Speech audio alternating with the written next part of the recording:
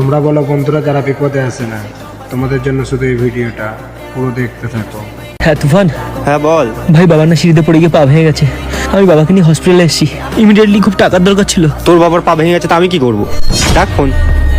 Hello hello, কি হলো, কি বললো তুফান? কেটে দিল ফোনটা। তাহলে একবার সৌম্যকে ফোন করে দেখ না। হ্যাঁ বল। হ্যাঁ সৌম্য, ভাই বাবার না পা ভেঙে গেছে, তোর কাছে কিছু টাকা হবে ভাই? না না ভাই, আমার কাছে কোনো টাকা পয়সা নেই, আমি এখন ব্যস্ত আছি, তোকে পরে ফোন করছি। সৌম্য বললো যে হবে না। আমি জানতাম ওরা তোকে হেল্প করবে না, কারণ ওদের সাথে তোর কিছুদিন আগে ঝামেলা হয়েছে। ভাই এবার কাকুর ট্রিটমেন্টটা কি করে হবে?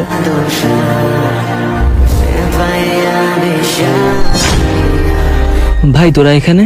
তোর বাবার এত বড় অ্যাক্সিডেন্ট হয়েছে আর আমরা আসবো না? তুই চিন্তা করিস না, কাকুর ট্রিটমেন্টের টাকা আমরা ক্যাশ কাউন্টারে জমা করে দিয়েছি। কিন্তু তোরা তো বলেছিলিস তোদের কাছে টাকা নেই, তাহলে এত ত্যাগ করো তুমি তোমার সেই বন্ধুকে যে তোমার বিপদে সবসময় পাশে থাকে।